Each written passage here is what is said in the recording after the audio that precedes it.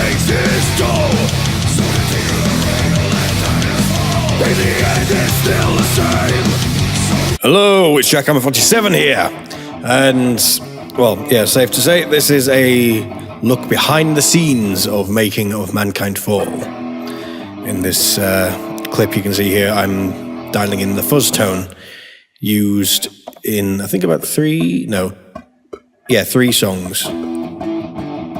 Here, of course, is in Lookout, going for a much more of a thicker sound, but I figured this would be a nice way to do something a little different and actually talk about what I was doing throughout the whole thing. So, naturally here, obviously, this is the little breakdown section just before the solo. The idea of this part being a sort of calm before the storm sort of idea. And I just want to use fuzz just to use something slightly different that's not quite the same as the rest of the album.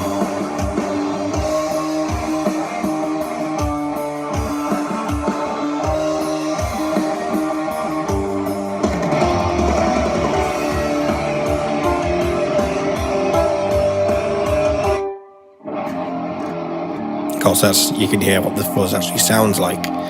This is like the raw sound.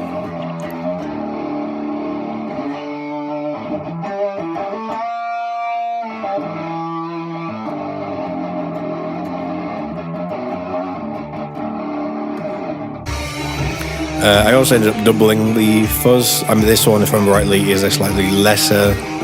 It's not quite as thick sounding, a little bit gentler sort of fuzz, just as mine was like a thickening effect. Because the idea was that the two fuzz sounds would layer on top of each other, not necessarily like pan to either side, but just to like be big, almost like a chorusing effect sort of thing.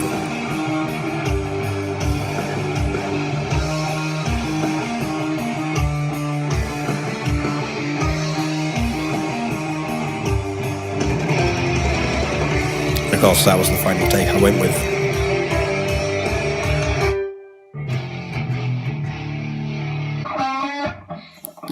I decided to include this as a way for you to sort of see the way I try and the way I work out harmonies and stuff like that. Generally, I'll have a main, I'll have a melody already in my head, and usually it's a case of I'll figure out what works best on the day when recording. Because luckily I know roughly in my head what I want to go for. It's just actually figure out how to achieve that. So of course here I tried an octave lower, with the idea being that I'd have two guitars on the sides and then the main guitar doing that part. But I figured I'd just go for a Randy Rhoads style technique and just have three guitars, so one central, two on the sides. That's why I only played that small part and then do it again.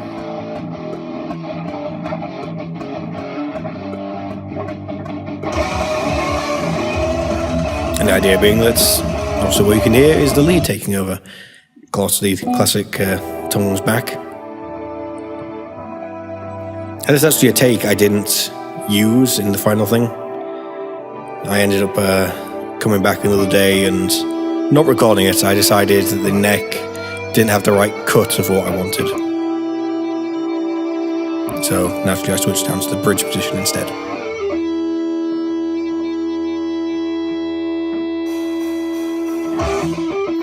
It was mostly at this point where I didn't have the right cut. I suppose in hindsight I could have just switched pickups, but then there's no point where to do it in a nice fluid way that sounds like natural for the song.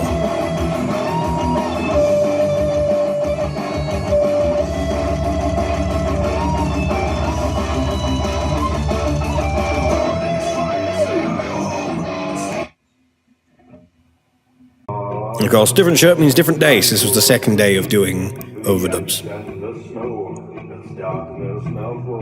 And this is on track 6, which is... No, track 6? Track 5. Track 5, yes, track 5. This is Dead Mountain.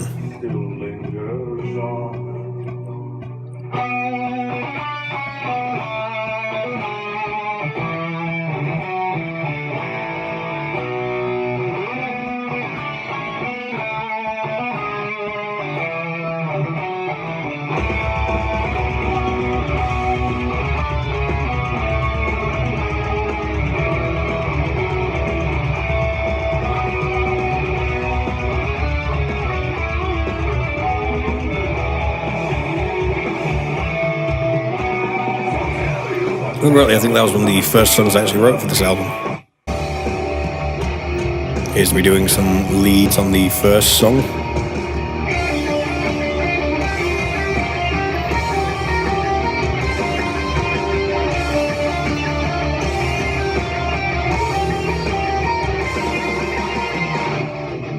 Just a short little clip just showing off how I actually did that.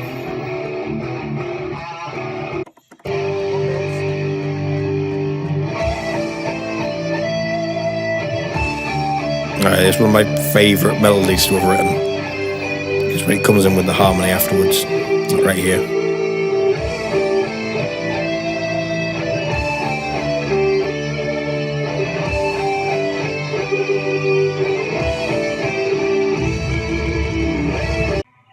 This clip is to show off what a final harmony sounds like. In this, I'm using I have the main, the octave, and a major second below, because I always count the upper harmony as the main harmony. And everything else is based around that. So what you can see I'm playing here is like based around sticking between a major second below the main harmony, and then there's an octave below that.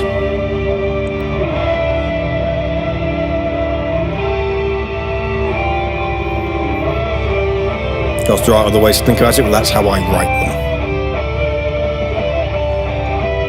And yeah, I'm just enjoying it. Right, a little bit different thing for this one. I'm currently about to record the last overdub guitar or harmony guitar for essentially the 9th song on the 10th album. Now. Which is currently just got the working title. Now known as Kingdom Come. So let's end this. Let's end this song. Then after that, all there's left to do guitar-wise is leads on this song, and then this one's done. And yeah. I should say that this isn't actually the last song. There is another one I did, because I had to keep recording. But it was just finishing off this song. There's still... Obviously, if I tell the runtime, you can tell there's more stuff going in this video.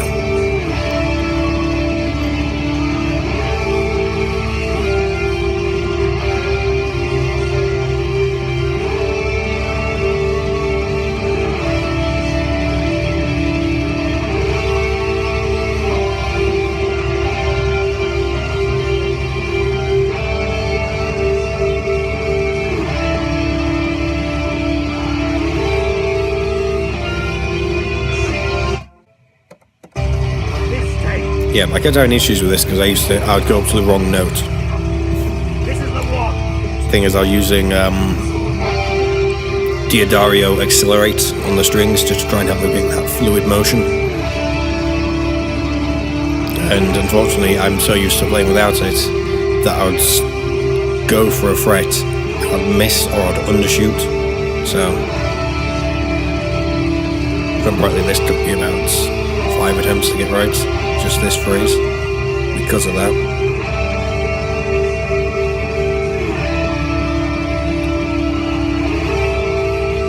Of course, I'm not showing all 5 attempts.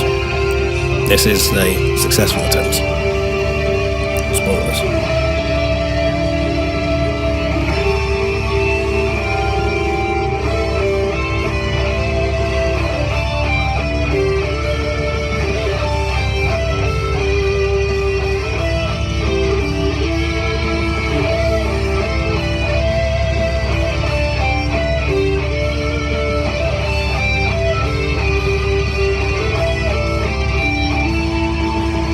Here I am muting the other strings just so the one string will ring out and feedback, which it does eventually.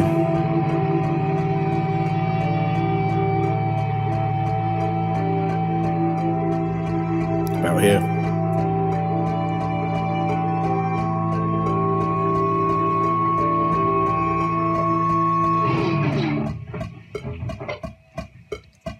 Yes! And here's that other song I said I still need to do.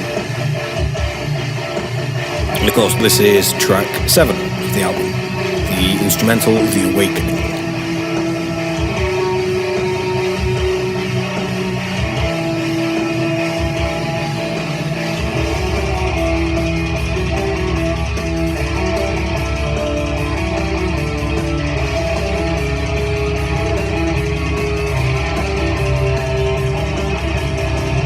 here I'm playing in fourths, very reminiscent of Death Clock and the harmonies used in that show. Or rather, on the albums, that's what I should say.